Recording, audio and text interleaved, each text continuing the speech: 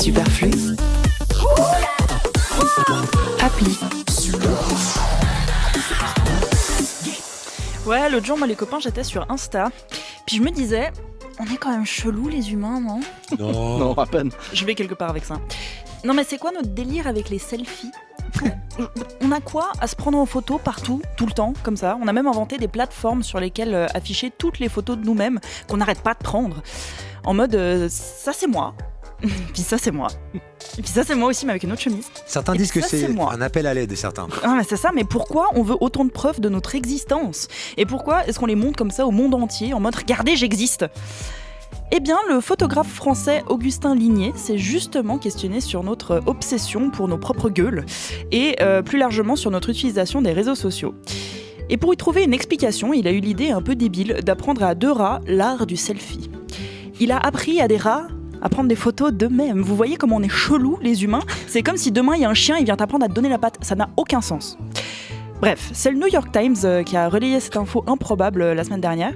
Et figurez-vous que c'était à l'École en 2021 que ce jeune photographe a mené ce projet un peu dingo en s'inspirant d'une expérience qui date des années 30, la boîte de Skinner.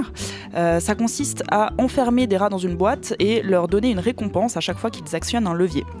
Ici, l'expérience est la même, sauf que, en plus de la friandise, le levier déclenche un appareil photo juste en face du rat qui peut directement voir son œuvre sur un écran. Un selfie, quoi. Ils sont photogéniques. Hein. Ils sont très photogéniques. Et il en a fait des serial selfiers. Ils s'arrêtent pas, les machins. Alors là, vous allez me dire, oui, mais ils savent pas ce qu'ils font, ils ont juste compris que quand ils font ça, ils reçoivent une friandise. Eh ben non, parce qu'au bout d'un moment, la récompense ne leur est pas donnée à chaque fois. Et ils continuent quand même. Pire encore, parfois ils ignorent la friandise qu'ils reçoivent, mais ils continuent quand même à actionner le levier. Rendez-vous compte, on a laissé un rat choisir entre manger et prendre une photo. Il a préféré se prendre en photo. Il est aussi débile que nous, comme les gens au resto qui prennent des photos de leurs plats pendant 20 minutes au lieu de les manger. Alors plus sérieusement, il y a une explication scientifique à ça. En gros, le rat associe l'action à la récompense. Du coup, il se met à faire cette action de manière compulsive. Et la récompense en elle-même n'est même plus vraiment l'objectif. Et une fois que c'est intégré, quand le résultat est incertain, donc quand la récompense n'est plus systématiquement donnée, ça rend le truc encore plus addictif. Ça pousse à faire l'action encore et encore dans l'espoir d'un résultat. Donc non, les rats ne kiffent pas réellement se prendre en photo. Mais en fait, c'était pas vraiment le but de l'expérience. D'ailleurs, c'était plus une performance artistique. Oui. Je crois qu'on dit artistique. Ouais. Une performance artistique où l'idée était d'illustrer notre addiction aux réseaux sociaux. Parce qu'en fait, c'est exactement la même chose qui se passe quand on est sur les réseaux. Quand on poste un truc et qu'on reçoit beaucoup de likes et de réponses, on est content, c'est la récompense. Et inversement, quand on a peu de réactions à nos posts, on est déçu. Ça crée une frustration, donc on continue à poster en espérant obtenir une récompense.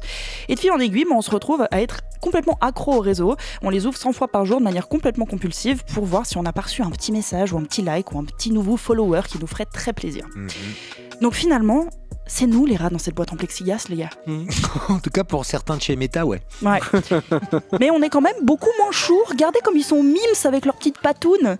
Ouais, alors c'est vrai qu'ils se maquillent pas, ils ont aucun filtre, ils montrent pas leur plaque de chocolat. Ouais. Ils ont pas des seins siliconés. Mais justement, alors no offense au New York Times, mais je trouve qu'ils sont pas allés assez loin dans l'investigation.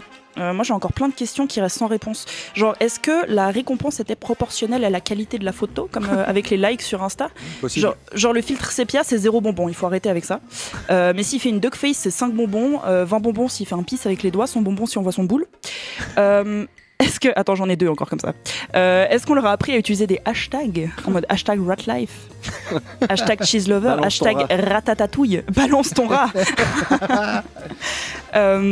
Est-ce qu'on leur a fait des comptes Insta pour en faire des Insta-rameurs? Des rafluenceurs. Oh là là, un festival. Ouais, celle-là, je l'assume qu'à moitié. Je crois que je vais m'arrêter là. Mais voilà, c'était l'info du jour. Ça nous suffisait plus d'être nous-mêmes accros aux selfies. Il a fallu qu'on refile ça à d'autres espèces aussi. Ouais, c'est cool. Mais en tout cas, un rat qui fait une duckface, c'est balèze. Merci beaucoup, Nolwenn. Je rappelle, tout ça est vrai. Hein. Oui, pour le coup. On vous partage les liens. Ouais, peut-être pas les duckface, mais le reste. Si, alors j'en ai un qui a fait une duckface. Ah. Ouais, mais ça y va pas très bien. Alors je remercie Yannick Neveu qui était à l'écoute du programme. Vous le retrouverez toutes les semaines, du lundi au jeudi dans le Poulpe, qui nous dit qu'en fait un rat qui fait un duckface, ça s'appelle un ornithorynque. Voilà. Merci beaucoup Yannick Neveu.